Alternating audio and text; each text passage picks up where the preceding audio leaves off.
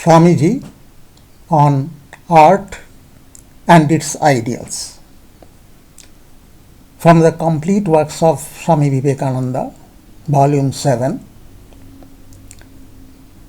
Chapter 16 of the Conversations and Dialogues, from the diary of Sri Sharat Chandra Chakraborty, a disciple of Swami Vivekananda.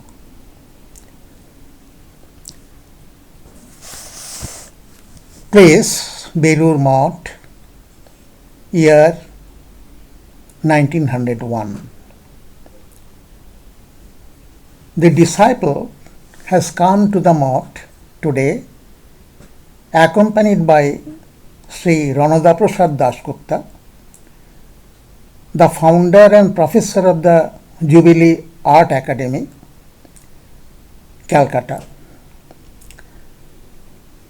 Ranada Babu is an expert artist, a learned man, and an admirer of Swamiji.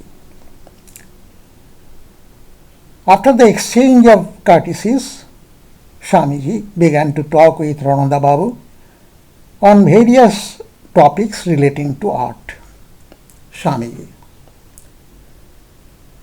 I had the opportunity of seeing the beauties of art of nearly every civilized country in the world. But I saw nothing like the development of art which took place in our country during the Buddhistic period. During the regime of the Mughal emperors also, there was a marked development of art, and the Taj and the Jumma Masjid, etc., are standing monuments of that culture. Art has its origin in the expression of some idea in whatever man produces. Where there is no expression of idea, however much there may be a display of colors and so on, it cannot be styled as true art. Even the articles of everyday use, such as water vessels or cups and saucers, should be fashioned to express an idea. In the Paris exhibition, I saw a wonderful figure carved in marble. In explanation of the figure, the following words were inscribed underneath: art unveiling nature. That is how art sees the inner beauty of nature by drawing away with its own hands the covering veils. The work has been so designed as to indicate that the beauty of nature has not yet become fully unveiled, but the artist is fascinated, as it were, with the beauty of the little that has become manifest. One cannot refrain from praising the sculptor who has tried to express that exquisite idea. You should also try to produce something original like this. Ranada Babu told. Yes, I also had the desire to do some original modeling at leisure, but I meet with no encouragement in this country. It is a poor country and there is want of appreciation. Swamiji: if you can with your whole heart produce one real thing, if you can rightly express a single idea in art, it must win appreciation in course of time. A real thing never suffers from want of appreciation in this world. It is also hard that some artists have gained appreciation for their works 1,000 years after their death. Ranada Babu: that is true. But we have become so worthless that we have not got the courage to spend a lot of energy to no purpose. Through this 5 years struggle, I have succeeded to some extent. Bless me that my efforts be not in vain. Swamiji said, if you set to work in right earnest, then you are sure to be successful.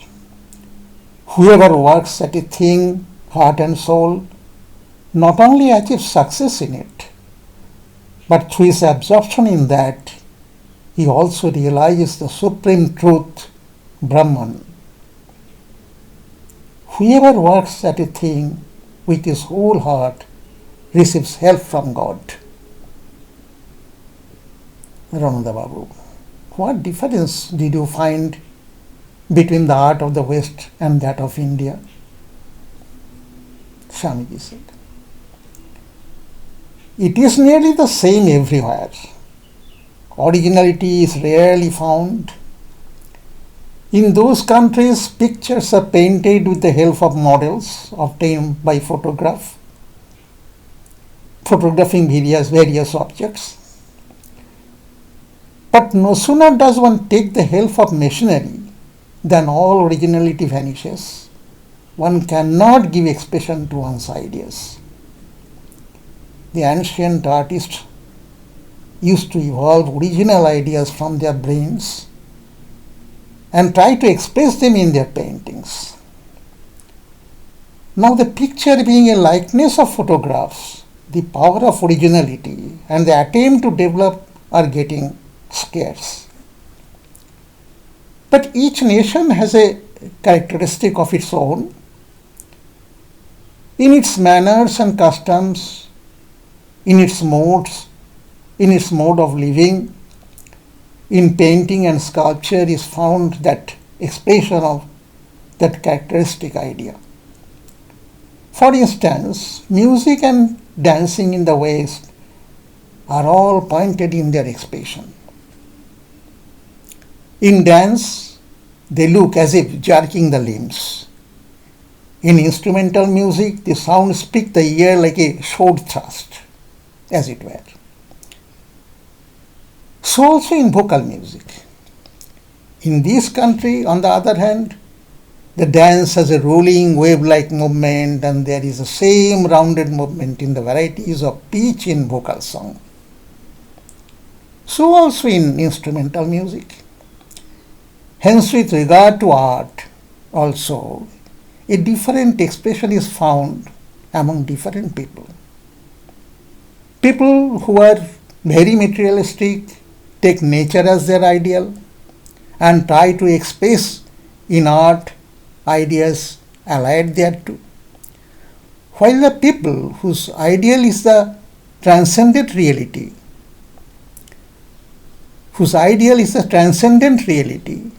beyond nature, try to express that in art through the powers of nature. With regard to the former class of people, nature is the primary basis of art, while with the second class, ideality is the principal motive of artistic development. Thus, those starting with two different ideals in art, they have advanced in it each in its own way. Seeing some paintings in the West, you will mistake them for real nature objects. With respect to this country also, when in ancient times sculpture attained a high degree of perfection, if you look at a statue of the period, it will make you forget the material world and transport you to a new ideal world. As in Western countries, paintings like those of former times are not produced now. So in our country also, attempts to give expression to original ideas in art are no longer seen. For example, the paintings from your art schools have got no expression, as it were. It would be well if you try to paint the objects of everyday meditation of the Hindus, but by giving in them the expression of ancient ideals. Rananda Babu said, I feel much encouraged by your words. I shall try to act up to your suggestions. Swamiji. Take for instance the figure of Mother Kali. In it there is a union of the blissful and terrible aspects. But in none of the pictures can be seen the true expression of these two aspects. Far from this, there is no attempt to express adequately even one of these two aspects. I have tried to put down some ideas of the terrible aspects of Mother Kali in my English poem, Kali the Mother. Can we express those ideas in a picture? Ronald Babu, please let me know them. Swamiji had the poem brought from the library and began to read out, most impressively to Rananda Babu. Rananda Babu silently listened to the poem, and after a while, as if visualizing the figure with his mind's eye, he turned to Swamiji with a frightened look. Swamiji, well, will you be able to express this idea in your picture? Rananda Babu, yes, I shall try. But it turns one head even to imagine the idea. Swamiji told, after drawing the picture, please show it to me. Then I will tell you about the points necessary to perfect it.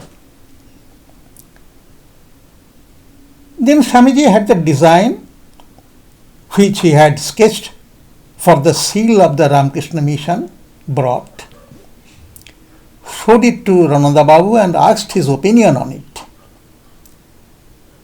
It depicted a lake in which a lotus blossomed, and there was a swan, and the whole was encircled by a serpent. Rananda Babu at first could not catch the significance of it and asked Swamiji to explain. Swamiji said, the wavy waters in the picture are symbolic of karma, the lotus of bhakti, and the rising sun of jnana. The encircling serpent is indicative of yoga and the awakened Kundalini Shakti, while the swan in the picture stands for the Paramatman, the Supreme Self. Therefore, the idea of the picture is that by the union of karma, jnana, bhakti and yoga, the vision of the Paramatman is obtained. Rananda Babu kept silent, gratified to hear the motive of the picture. After a while he said, I wish I could learn about art from you. Then Swamiji showed to Rananda Babu a drawing depicting his picture, his plan of the future Ramakrishna temple and mart. Then he began to say, in the building of this perspective, temple and mart, I have the desire to bring together all that is best in Eastern and Western art. I shall try to apply in its construction all the ideas about architecture which I have gathered in my travels all over the world. A big prayer hall will be built with roof supported on numerous clustered pillars. In its walls, hundreds of lotuses will be in full bloom. It must be big enough to accommodate 1,000 persons sitting in meditation. The Ramakrishna temple and prayer hall should be built together in such a way that from a distance it would be taken for a representation of the symbol Om. Within the temple there would be a figure of Sri Ramakrishna seated on a swan. On the two sides of the door will be represented the figure of a lion and a lamb licking each other's body in love, expressing the idea that great power and gentleness have become united in love. I have these ideas in my mind, and if I live long enough, I shall carry them out.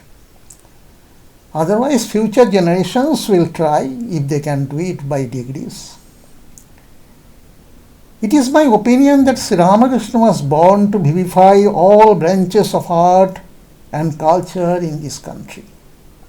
Therefore, this mott has to be built up in such a way that religion, work, learning, jnana and bhakti may spread over the world from this center.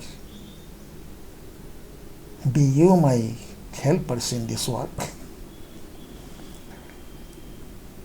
Ramananda Babu and the assembled sannyasis and brahmacharis listened to Swamiji in mute wonder.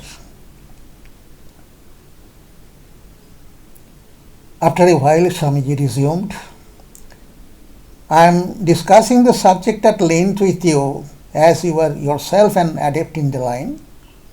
Now please tell me what you have learned about the highest ideals of art as a result of your long study of it. Ramananda Babu said, what new thing can I tell you? On the contrary, it is you who have opened my eyes on this subject. I have never heard such instructive words on the subject of art in my life. Bless me, sir, that I can work out the ideas I have got from you.